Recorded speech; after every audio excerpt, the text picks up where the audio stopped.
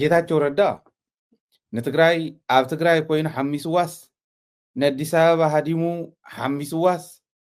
ቅድሚኡ እውን ዕሪና ባልህ ዘይንብሎም ዝነበርና ኣብ ዕጥቃዊ ቃልሲ ኣብቱ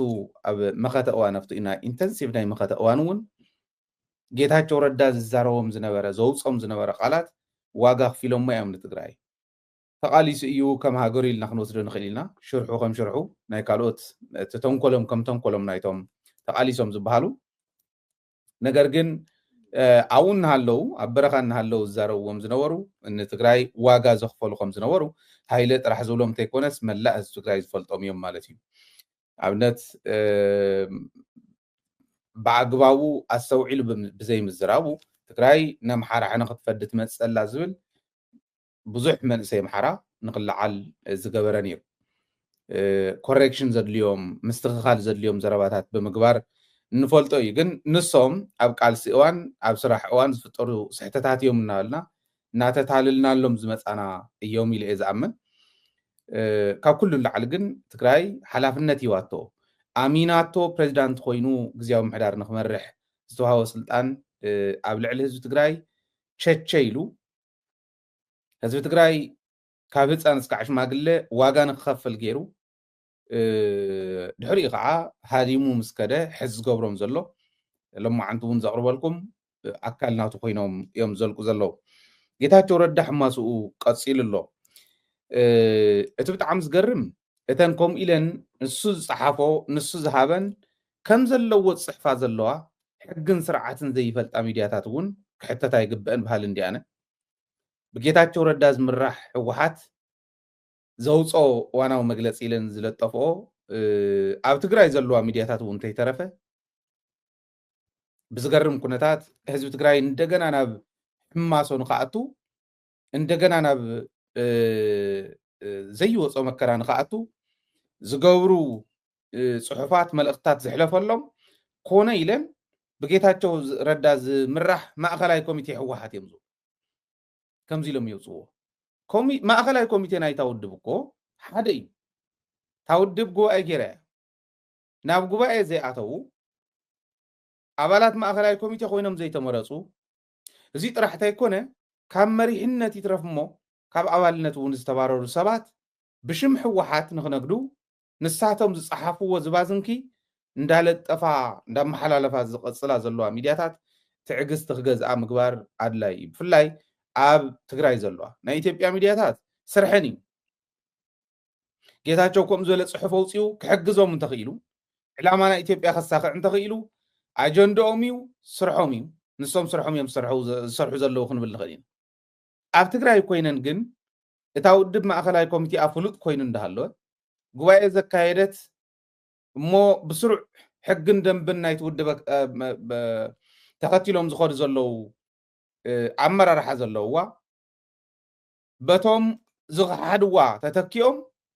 ዜና ክስራሓሎም ክኽእል ከሎ ኣግባብ ኣይኮነን ኣግባብ ትሕዝዎም ዝብል መልእኽቲ ክሕልፍ እንታይ እዩ ዝብል ግን ኣብቲ ፅሑፉ ዝብል ከዓ ጥልቕ ኢልና ንረኣዮ ኣብቲ ኣውፅኦሞ ዝኒሄው ፅሑፍ ትግራይ ሕጂ እውን ዓረፍናልክን እንደገና መፂና ዋጋ ክንኽፍለኪ ንደሊ ኢና እዩ ዝብል ንዓይ ትርጉሙ ንሱ እዩ ዝበኒ ጥልቕ ኢልና ክንሪኦ ከለና ብዝርዝር ክንሪኦ ከለና ከዓ ርእሱ እውን ከምኡ እዩ ዝብል ብጌታቸው ረዳ ዝምራሕ ማእኸላይ ኮሚቴ ህወሓት ይብል ከታልልሉ ዝገበርዎ እዩ ወለልና ክንከድ ንኽእል ኢና ብኣቶም ግን ተን ሚድያታት እየን ዝሕተታሉ ትግራይ ካብ ዝተቐረበላ ዝበኣሰ ሓደጋ እነድሕነሉ ግዜ ሕዚ እዩ ይብሉ ትግራይ ሕዚ ዝበኣሰ ሓደጋ ዲ ተቐሪቡላ ዘሎ ወይስ ኣብ ዝሓሸ ዲና ዘለና ምግምጋም የድሊ እዩ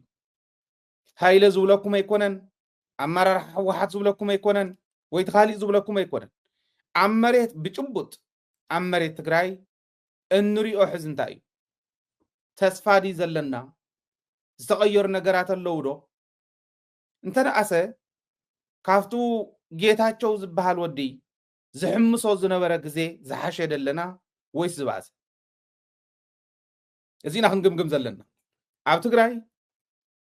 ኩሉ ዝዕንደረላ ሰላም ዘይኽበረላ መሬት ዝውረረላ ወርቂ ዝውረረሉ ካልኦት ናይ ተፈጥሮ ሃፍቲ ዝውረርሉ ሓፂን መፂን እንተይተረፈ ብዋጋ መናእሰይ ትግራይ ዝተቃፀላ መኻይን እንተይተረፈ ተቆራሪፀን ዝኸዳሉ ፀላእትና እቶም ዝጨፍጨፉና ናይ ጨፍጨፍቲ ተባሂሎም ተፈለዩ ንስኹም ኣብ ናፅነት ንበሩ ኪዱ ነፃ ሆንኩም ለቂናኩም ኣለና እተን ተጨፍጨፍ ኣዴታት ግን ስግኣት ይሃልወን መፅኹም ሕሕ እንዳበልና መፅኹም ናይ ኢትዮጵያ ሰራዊት እንዳበልና እንዳስጋእናዮም ክንነብር ኢና ዝብል እዩ ብዘመነ ጌታቸው ዚና ሓሊፍና ካብኡ ዘየለሓሶት ስኢሎም ከምዙ ሕንጉጓይ በልዓካ ሕንጉጓይ መፀካ እንዳበልካ ንቆልዓ ተፈራርሖ ፌደራል መንግስቲ ክመፅእ እዩ ኩናት ክኽፈት እዩ ኩናት ክኽፈት እዩ ዝበልሉ ሰለስተ ዓበይቲ ማለት ኩሉ ግዜ እንዲኦም ዝብሉ ሰለስተ ዓበይቲ መድረኻት ግን ሓደ ህወሓት ጉባኤ እንተካይዳ ኩናት ክኽፈት ኢሎም ኣይተኸፈተን ካልኣይ ሰራዊት ትግራይ ውሳነ ምስ ወሰነ ኩናት ከምፃልና ኢሎም እንተሎ ናይ ዞባ ኣመራርሓ ሰሎሞን ትኩእ ዝበሃል ናይ ምብራቃዊ ዞባ ኣቕሚጥዎ ዝነበረ ምስለኒ ኩናት ክኽፈት ኢሎም ጌታቸው እውን ኣውፅዩ ካልኦት እውን ኣውፅዮም እንተሎ ናይ ዞባ ኣመራርሓ ዘውፅእ ነይሩ ሳልሳይ ሰራዊት ትግራይ ስጉምቲ ክወስድ እዩ ተባሂሉ ዝጌታቸው 2 መዓልቲ ሃውን 3 መዓልቲ ሃውን ክብል ከሎ ሽዑ ከዓ ስጉምቲ ክወስድ ብተግባር ውሳነታቱ ክትግብር ኣብ ዝኸደሉ ኩናት ክኽፈት ኢሎም ኩሉ ግዜ ዝብልዎ ዋላ እንተነበረ ዘን ሰለስተ ዓበይቲ መድረኽ እዚአን ግን ኣይተሓልፍዎን ህዝቢ ትግራይ ኣብ ስግኣት ነይሩ በብመዓልቱ ኩናት ክኽፈት እዩ ብዝበልዎ ሸቐጥ ይውስኽ ካብ ገባር ትግራይ ትመፅእ ኮመደረ እንተይተረፈት ትውስኽ እዚ ደይኮነን ነይሩ ትካላት ናይ ትግራይ ናይ ህዝቢ ትግራይ ናይ ትእምት ትካላት ብፍላይ ይውረራ ካብ ናይ ትእምትን ካብ ናይ ካሊእን ዝመፁ ገንዘብ ሒዞም እእዱጉን በቕልን ይሽልሙ ኣዴታት ብጥሜት ኣፍቲሞታ ኣብቲ ከዓ እዱጉን በቕልን ተሸሊመን ፈቆደ ከተማ ፈቆደ ፅርግያ ይዘውራ ኣደታት ይፅፍዓ ብዘመነ ጌታቸው ዝነበረ እዩ ዝነግረኩም ዘሎ ኣደ ብማንም ድርዬ ብማንም ዕዋላት ትፅፋዕ ተፀፊዐን እየን ኣብ ሽረ ተፀፊዐን እየን ኣብ ዓዲግራት ተፀፊዐን እየን ይፅረፍ ኣደታት ተንጀጋኑ ጀጊነን ዘጅግና ጀጋኑ ዝወልዳ ንባዕለን እውን ዋዕሮታት ንፀላእየን ድሽቃን እንዳጉስዓ ክድዕኻ ዝውዕላ ኣደታት ትግራይ እዚኣቶም ተፀሪፈን ሸራሙጥ ተባሂለን ወዘይተባሃለ ነገር እኮ የለን ኣብ ትግራይ ዘይተባሃለ ነገር የለን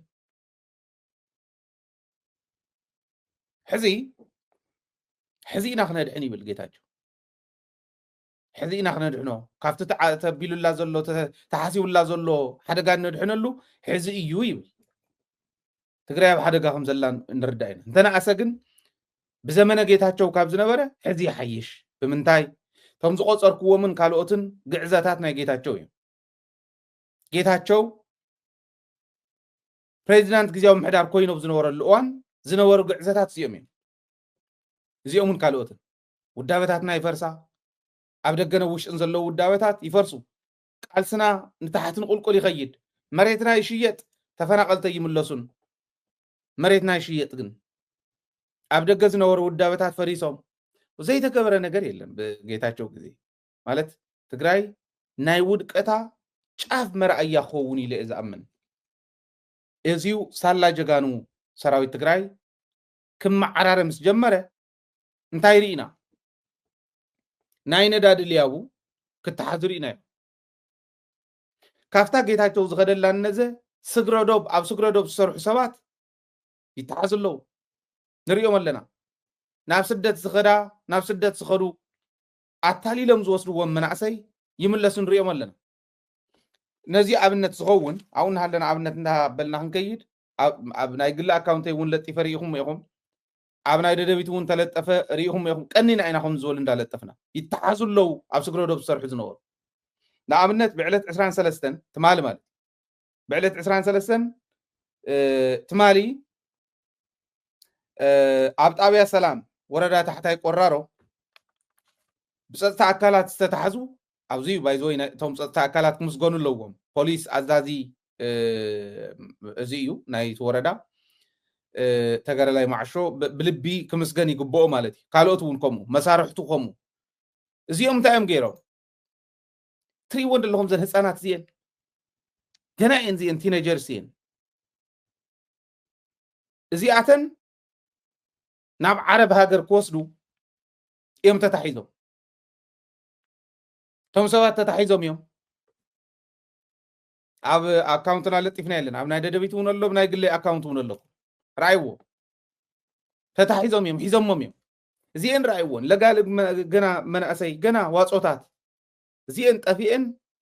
زين كم زين زبلان داوصة نعوكينا زين وزح نعوكينا زي مالت عدي نخيت عب نخيت الوقت ريهم من أسي ولا دخل من ناقور كأخذ صدق زين أنت حدر تقبلت مالتنا يتعدي أبنا زين عد ما زلوا دك تبعتيو يوم تم حدر تقبلت مالت تعدي تقصل تزرق قصل انت خوينو كم زي يوم زولو او عدهم صريحهم زنورلو opportunity من متشاوين انت نعسه ابز حزوان ناي صتا اكالات لياو يحزلو بعلم صتا اكالات زلو وليبنت ون يلن مالت يكون عريو يزولمو غزي حلافي هيوت حصاريا قريفكم وتحالفو ليغاسي نتعدي نقدميت كساغر زخل نجر كون كقللو زياتنا دحينهم نيو زياري هبهم ناي تحتاي قرارو حيلتات صدتا حيلتات بوليس يقدني يومي كالوتون كابزياتهم ناتمهاركم نتوم اب سغرو دب سرح زلو سبات حيسكم نا بحق مقرا زيو ناي كلنا سرح خونلو محبرسبون كحجزلو زين كيدن حزي رايكم ونسكي نايزين ولاد مچم فقيدو كيدي دحنا بسغرو دوبيلو سدد ولاد انتحليس زي حزب بدوز موت يكونن زياتن هصاون تخيدن اب عرب هاجر كيدن اب لعليين زفلح زيتي كفسن مايموق اب لعليين كدربين مانم عرب كدفرن اوكي سرحتني انت خوينا نسينا نسمعه كاب عرب متصاوت مانم عرب كخونا زياتن ايوتو خيدن يرو اب سكرودوب كوني لهم زسرح زنورو يوم نيرم توم باندا ود باندات اخاخي مو ديساب اتيم زلو انت نعسه كون زول محاز تجميرو لحزي تستحيلي بناي بعلو فقاد بناي بعلو وسانه بناي مخربيت وسانه زخيد كمغوس اب زغباون زمغوس تستحيلي ناتفطر خيدلو سرح السرح اما قال زرعنا يو ابحد كفله ከተማ ተخزينهم زنورو ندادي تتحذر إنا كابن داباغونا كاب صنبلا كومزي حيزوم ناب سدت ناب سغرودوب زخدو رينا إنا إرتراويان بدياو ناب تግራይ يمصوم كاب تግራይ ناب زخونه ቦታ يسدوم ወይ ناب ኢትዮጵያ አውዚ ተጾመዱን ሪና እዚኦም ይተሓዘለው እንተናስ እዚ ደልና تتحاشى كاب جيتاتشو كاب مزحق إلى كاب زغدلا مالت نزرو قداي يطعم نمبر بمحارنيا بوغنجي يمزلو نسو خوم إلكا يحيش مغلنچوا يزبحالتو حما سكعتنت زلو وسقاي مكراي مسنتعي قسلم حساب تليل نخحوي قليلي اسكعتنا تعزلو سقايكن زفلطي فلطي كم مغلنچوا ايتي يلو خيدلان تግራይ ጌታቸው ጥራይ አይኮነን ተሙሱ ዝኸዱ ሊያቡ ተም ሕዚ ትግራይ ታንክ ቀቢራላ ሮኬት ቀቢራላ ዝብሉ حسابو بتግራይ እንተ ዝኾኑ ክገብርዎ ዝኽእሉ ዘይፈልጥዎ ሞዲስ አበባ ኮይኖም እኳ ትግራይ ታንክ ለዋ መርፍዕ ለዋ ቆፍርዋ ኳዓትዋ ንትግራይ ሓቢኦም ትሪፎም የሚሎም ዝኸዱ ዘለው ዞም ሰባት እዚኦም ኣብ ትግራይ እንተ ዝኾኑ ሕዚ ዝግበር ዘሎ حقنا مخبار كيد انت زريقو من هالباي صلاة أخي مصنا لنا نقورو مدلاو انت زريقو كميز ولا حاسد كبصحكم زخل رايو أزيز قبر زل أب كالوت كوابتات أبو زحات أفتن حق زي تخبر لن كوابي زبحلا زلوا حزي حزي تجمير زلو تخكلنيا حزب زمرصوم ياتولو حزب زمرصوم ساعتو انت ناسه مس حزبي تنابيبون كسرح زخول سبات اللو مالتي تنابيبون كسرح زخول سبات اللو مالتي حزبنا ጨፍጨፎ ዴታቶም እናጽፍዑ ካብ ዝነብሩ ዝነበሩ ዓቕም እንተነኣሶም እውን ካብ ህዝቢ ወሲኾም ህዝቢ ሓጊዝዎም ከሳግሩ ዝኽእሉ ሰባት መፅኦም ኣለዉ ማለት ለውጢ ዶ ይኮነን እዚ ለውጢ ኣይኮነን እንተነኣሰ ኣብ ትግራይ ሰራዊት ትግራይ ይፍረስ ዝብል ሰብ የለን ቶም ዝወፁ ቶም ዝሃዶም እዮም ከም ዝብሉ ዘሎ ጌታቸው ኢሉና እዩ ካልኦት እውን ኢሎምና እዩ በዓል ወዲ ሸብር ኢሎም እዮም በዓል ጻድቃን ኢሎም እዮም መን ደይልዩ ሰራዊት ትግራይ ይፍረስ بملشان ببوليسينا كنا قصلو تنايت خنحلو تنايت تግራይ ናይ ጸጥታ ጉዳይ ሰላም ጸጥታን ትግራይ ነኽብሮ بملشان ببوليسን ዝወልናኮ ጌታቸው ይተሓደ ጌታቸው እንደም ደጊሙ ወይ ኣብ አዲስ አበባ ከይዱ መግለጽ ኣብዛሃወሉ ደጊሙ ወይ ኣብዛ ሕዚ ኣውፂዋ ዝኒሄውን ሰሊስዋ ኣሎ ክነግረኩም እየ ካብኡ ድሕሪኡ ዘሎ በዓል ወዲ ሸብር እዩ በዓል ጻድቃን እዩ ጻድቃን ክልተ ግዜ እዩ መጽኡነ ትግራይ እውን የድልየናን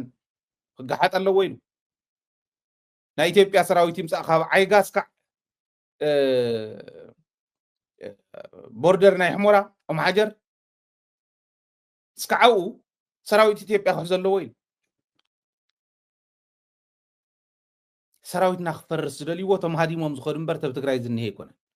ህዝቢ ትግራይ ይደልን ሰራዊት ክፈርስ مريحنا تناي تقرأ حز اللون يدل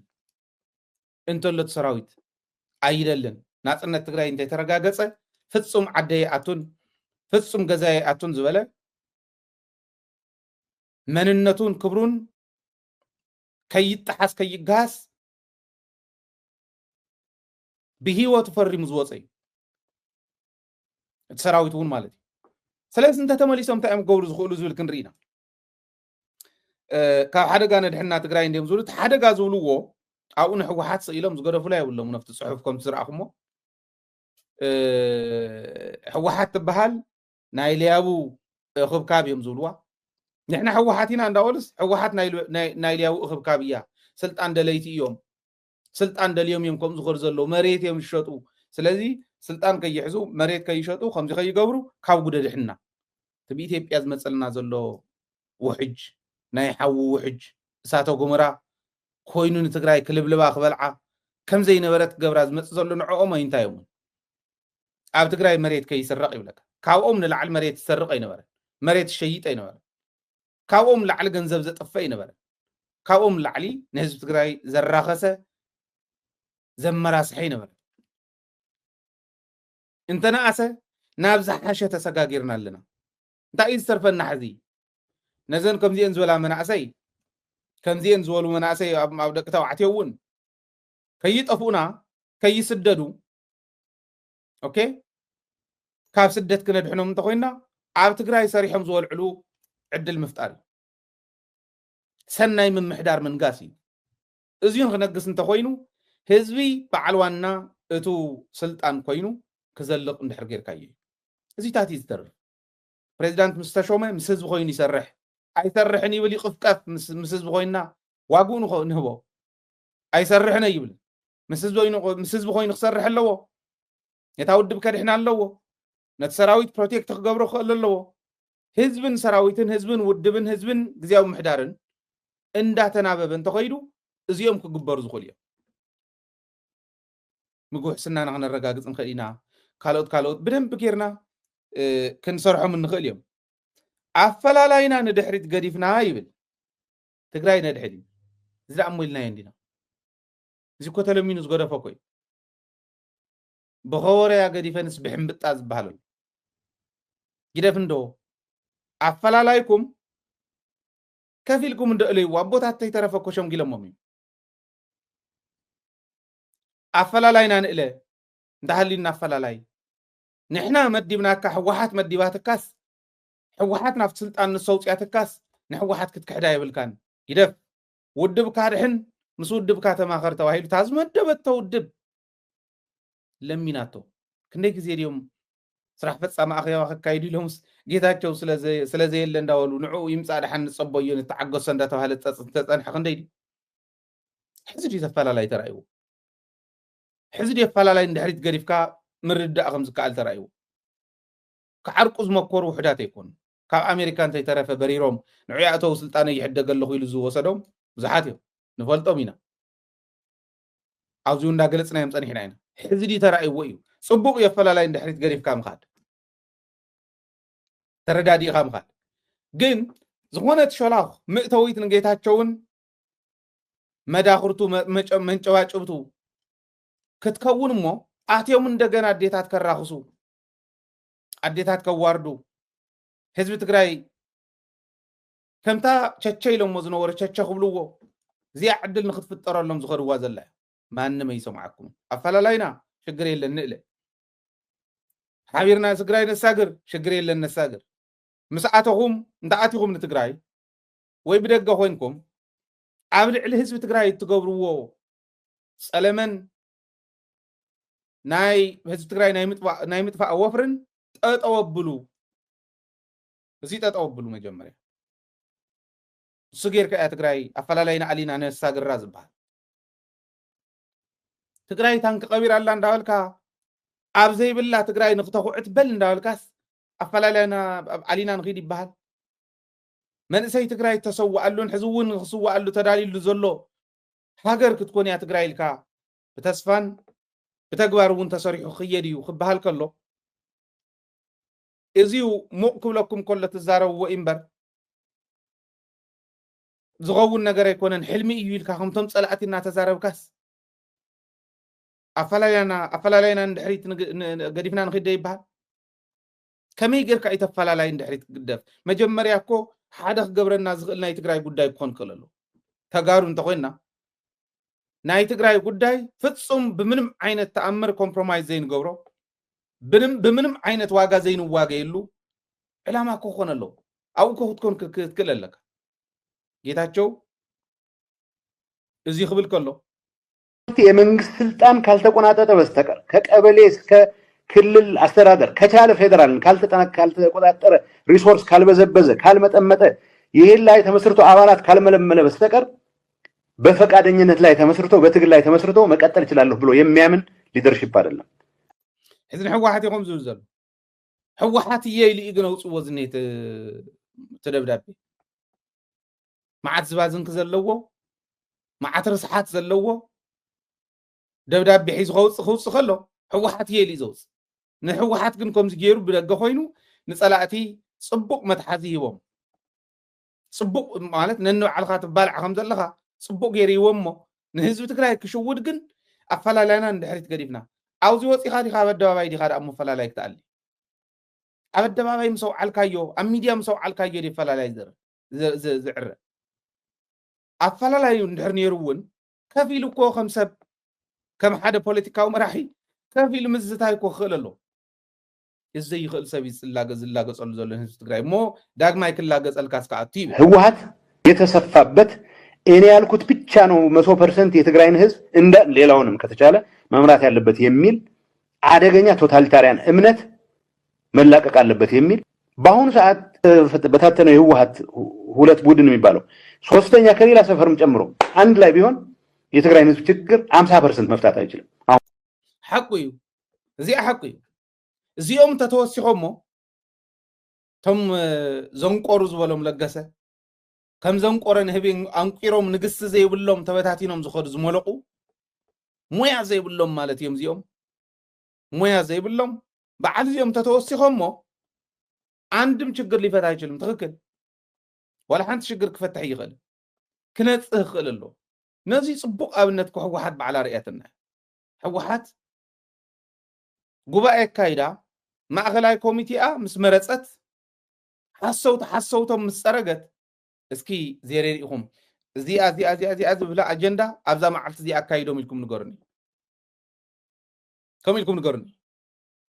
የለን ሕትም እያ ኮይና ከምታ ናይ ቀደም እንተነኣሰ ከምቲ ናይ ቀደም ዓቕሙ ዋላ እንተዘይሃለዎ كدلدل زخل عقم اللوا خمس زخل عقم اللوا لنا بتسفى انت رأنا يا انت انا اسجن حصوت يلن سمع خايو تزارب خايو تزارب وصي خام بتان يلن بعد يوم تاعت يوم كمتا اما يكشا ملي خام خاد مالتي يا خوينا زلان نبلا زنبرنا كم اتخو كم تغارو اتيوم تغارو خوينوم ترى خوينوم كنوري خولي ناب حوحات انت اتيوم كن تفرس تاود ناب شمقلنا تاعتو يمسلن بناي ود مسرح مش مقال يلن بمسرح يخا تحلف عندنا وريدو تقصعو يحلف منبر شمقلنا زبال كم زيله يزامن كوميزول تمسرحون بشمقلنا زركب بوليتيكاو سلطان يلن قدمون جيجا ايلنا يمنيرنا اينا እሱ ግን ዝጠልብ ዘሎ ዝደብዳቤ ዚ ቲቤሌፍ አመራር አሁን ያለው አመራር ያንድ አመራር ብቃት ያንድ አመራር ትክክለኝነት ሌጂስሜሲ የሚለካበት ሚዛን ለቡድናዊ ጥቅሙ ካለው አገልጋይነት አንፃር እንጂ በሆነ ይሁን ምክንያት ከታሪክ ከአካባቢ ከአይዲዮሎጂ ጋር የሚያያዝ አይደለም። አብዚ አኑን ድጉፈ ምክንያት ቲፒኤልኤፍ ንጌታቸው ከተምጽእ ከላ ናይ በሐቅን ህዝብ ትግራይ ክትጠቅም ዲያምጽያ كمزي زبالة سب ندحر تمسو خوينا ناي بحق ديان نهز تكراي كتقم عمصياتو زبل كحسب كله تغكليو نايتي بي ال اف ملا جيجا ايو ازبل انون حزون ريفايز غورو راعيو كالي جيتاچو كياتو سفلع ود سفلع اتيهم عدي تبلاشو بهاليانو جيتاچو هاغرنت سي موق بلن خول ازبل نيره قجتي يزي زبلنا حلمي يكويلنا سويلا يكونن كوميلو سقيلنا يكونن جيتاچو ناي فيدرال منግስት ተላአኺዩ ናይ ብልጽግና ተላአኺዩ ንብሎ ሬድዋን ሁሴን መጋቢት 24 2023 በፈረንጂ ተዛረቦ ከስማዕኩ ይባል የለም እሱ ቅዠት መሆኑን ወስዷል። ቲዲኤፍ የሚባል ነገር የለም። ቲዲኤፍ የሚባል መከላከያ ሰራዊት ትግራይ መከላከያ ሰራዊት የሚባል ነገር ነፃነትን ታሳቢ አድርጎ የሚደረግ ስም ስለሆነ እሱን ማውረድ አለባቸው ተብለው ታጣቂ ብቻ ነን ብለው ፈርመዋል። ማሕርኛ ስለዝኾነ ማሕርኛ ነዘይት ሰምዑ ክትርጉመልኩም ሞ ታይ ማለት ምዃኑ ቋዕ ፖለቲካል ንራእዩ ሃገረ ትግራይ ዝበሃል የለን ሕልሚ እዩ ቅዠት እዩ ይብለኩም ኣሎ ቲዲኤፍ ዝበሃል የለን እዚ እውን ተራፀፅቲ ሓይሊ ናብ ፖሊስ ናብ ምልሻ ንቕይሮ እምበር ቲዲኤፍ ሰራዊት እንድሕር ሃልይዎ ናጽነት ሓሲብካ ናጽነት መሰረት ገይሩ ስለ ዝኾነ ሰራዊት ዝቋቆም ሰራዊት እውን የድልን እዚ ጌርና ኢና ተፈራሪምና ኢሉ እዚ ኢልና ኢና ተፈራሪምና መጽና ግን ይወልና ማንም መጽኹም ጉተን ይኽእል እዩ ሬድዋን 2023 መጋቢት 2023 እንዲዩ አውጽኡ እዚ ተዛሪብዎ ዘሎ አፍቱ ግዚያዊ ምሕዳር ዝጣየሸሉ ከባቢ ማለት شو عندي تزاريبو هاجرة تجري زبالة يلني لمس فريم مصيومي بلنال فهم زفرمو هاجرة تجري زبالة يلن قجتي يزي حلميو سراويت ونا يقتصلن كفرس الله TDF زبال أي نورم ناس النت تحسب غيره سلز خنز مسرت زي كفرسيو لازم أكتر تحيلي كغير كم زلوا يلون فريم مصيومي እዚ አይሎም ናዶ ምስ መጹ ተخص ተጣውናይ መባል ያትብልታ ስምምዕነት ፈሪሞም መጽዮም እሱን ታሳቢ አድርገን ይሄንን ዝርዝር ተወያይተን ተግባብተን ነው የፈረምነው ይብለኩም ለሬድዋን አበይደም ሸይጠሙና በዓል ጌታቸው አበይደም ሸይጠሙና በዓል ጻድቃን ዘዛረው ሓደ ጉድ ነይሩ አነት ሰው አይዚ መቸም አይዶን ነው ትግራይ ከመገራ ይቅርታ ክትብሎ አይፈልጥን ይቅርታ ዝባሃል እንተቆይኑ بتعم زقرم بتعم زحزن محزن زخونه ارغانو تاريخ زبالاشو وسبندي ازي لما ينفري ممثل دحري جيتاچو حبيون صنيح هاجر تግራይ ዝብል ሰራዊት ኣብ ትግራይ እንዳሃለው እስካዕ ሕዚ ንስልጣን ኢሉ 2 ዓመት ዝሓብኦ فحبيل አዲስ አበባ ኸይ ታይሉና ልቅም ታሬድዋን ዝበላ ሀገረ ትግራይ ማለት ቅዠት ነው እኔ ሞቅ ሲለኝ ነበር መናገረው አይሆንም محلامي كالي جن كونه يخلني لنا سراويت زبالة يلينا نيلو قال بقال تا ريدوان زولا زلو قلتاشن 23 قد مخلت عامات ريدوان زولو إذن إذا جملنا جيتاچو كالي حدش يكون ሰራዊት ባህል የለየና ወደ ሚሊሻና ፖሊስን ቀይረዋለን TDF የሚባለው ይፈርሳል TDF ባዕሉውንሲ DDR ማዓዚኩም ተትግብርዎ ይብለናዩ ፈሽላ ተስዓሽ ቅርሽ ንክረክብ ማዓዚኩም ትግብርዎ ክብል ሓንቲ ጥብቆን ሓንቲ ስረን ዘይት ገንዘብ ክረክብ የይሉስ ከምኡ ክብል ንሓንቲ ጥብቆን ሓንቲ ስረን ንዋጋ ሓንቲ ጥብቆን ሓንቲ ስረን ኢሊ ዝቃለስ ዘሎ ተጋዳላይ ትግራይ እዚ ትገርም ባይ ዘ ወይ ኣብ ልዕሊ ክንዲ ዝኾነ ይኹን ቁፅሩ ሰራዊት ትግራይ ኣብ ልዕሊ ሰራዊት ትግራይ ይቀሊሉ ሰራዊት ትግራይ ትቃለስ ዘለኻ ከላሽን ተሸኪምካ ኦኬ ኣብ ድፋዕ ብቁርን ብሙቀትን ትልብለብን ትቆርርን ዘለኻ ንዋጋ ሓንቲ ጥብቆን ሓንቲ ስረን ገንዘብ ክትጽበ ኢኻ DDR ክትጽበ ኢኻ እዩ ከምኡ ኢሉ ትርጉም ተተርጊምኩም ሞንሲ بوانا تعبيجن ناس النتنا ندلينا ناس هجرة تجري ندلينا إلنا خنك على سكلنا عم تاو نايدا دبيت ميديا مجمري إنترونا هجرة تجري تهنس تكالاتنا بمعباي إيزولن ناس هجرة تجري نهنس تكالاتنا بمعباي نبل ناس هجرة تجري سلنت قلبي نمنتاي حبرت سلينا يكوننا هاجرات كحبرة خلوها بفيدريشن يكون بكونفدريشن كحبرة خلوها كحوسة خلوها مور تسمعتي هنا خم تملسوا له زنبر تدمستي هنا عالم تفرحن إيكونوميا ون دعبي خير متحبار سلزل هيمان ريسورس بعلون هافت سلزخونه زي كالي كتحاوروا مستخيلي خاجن تحبر زب انت يلنا بحدا دنبه حويس كاي تحدر زبئن بقعنا بحدا دنبه خطعصو ما يدخل نتقراي بليعن كنبرا زخئلا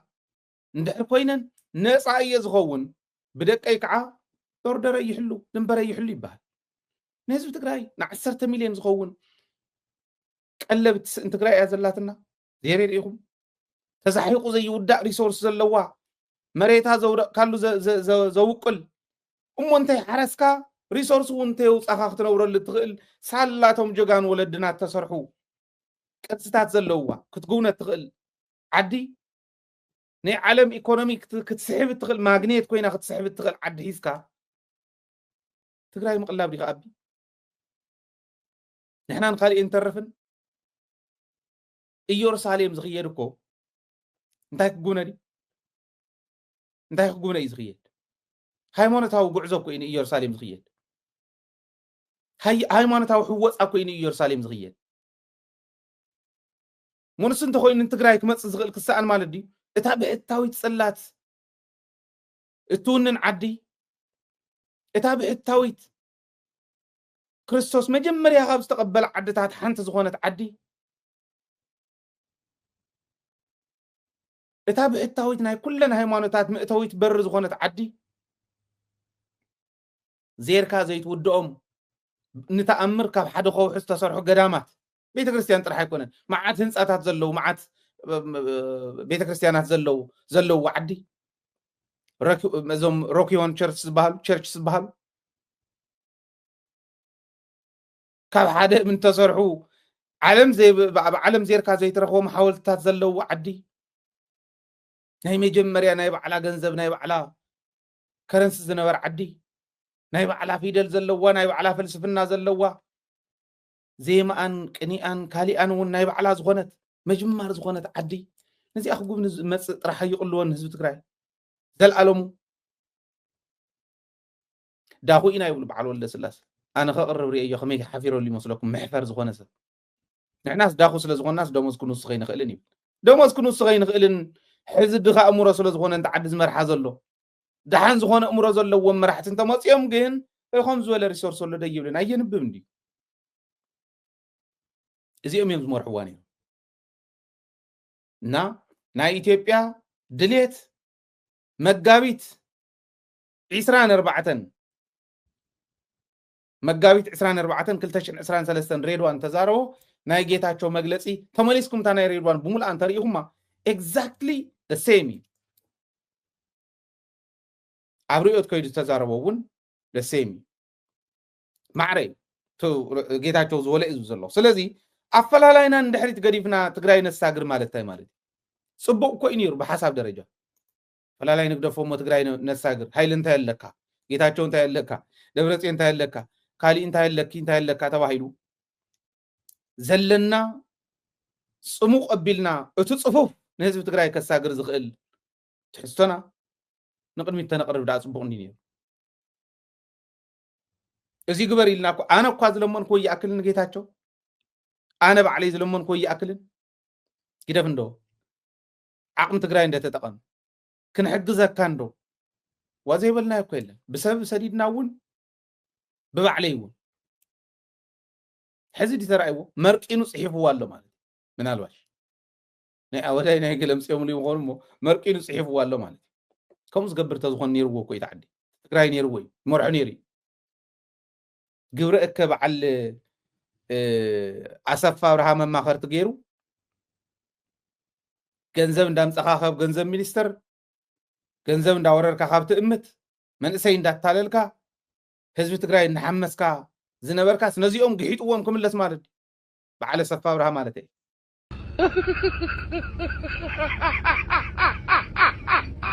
ትግራዩ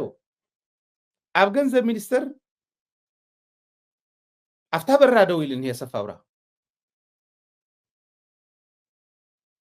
نترى يتوون عنانيز مثل أنا كرتا جور لي كم زيز بله رأس زي ولا سب عدن غفر رأس غير سب عاوزيو أنا هم أصندي أكون أنا يبلن نمو أسفاورها أب بحري بوردري جزل أب بحروسن جزاي جزل أب بحروسن يكون هاي له أنا مالت بيترف دبنا سفاورها عقمي بناي هاي العقمي سالا حزب تግራይ سالا قالس حزب تግራይ هافتي بزي انديا بعقمي بموياي ناو حدا ناي معدن كامبان تزاتو كغزو زي كل غزا يغزلو زغزو زلو نفلطم ينا نسفابرها اسفابرها اب ገንዘብ ሚኒስተር برز اني تري والله ገንዘብ እና ተቀበልካ መንእሰይ ትግራይ እናታለል ከህዝብ ትግራይ ንብስዋስ ዝኽየድ ዝነበረ ኸይዲ ቃል ብቃል እውን ንሰም በይኖም ደም ተኮስቲ ከነሪኦም ኮን ኽእሊና እንዳበለ ዝፍክር ዝነበረ ሙሕዚ ንኸሪና ደም ዓፋር ወሲዶም ቆልዑ መከረኦም ዘብልዕዎም ዘለው ምህዳብ ዳ ጀሚሮም ኣለው ምብታን ጀሚሮም ኣለው ጀጋንዮም ማለት ዝተረድእዋ እታ ጉዳይ ምብታን ጀሚሮም ምህዳም ጀሚሮም በዓል እዚኦምስ ሓቢርና ሕዚ ንመለስ እሞ ናብ ስታይ حبيرنا أفلالاينا ندحريت قديفنا نغيديو نا حلافنا تيتوصوان كم تقاروغن هزب تقراي تقصعكم حقي بحق تقراي تقصعو تنسيكم تملسو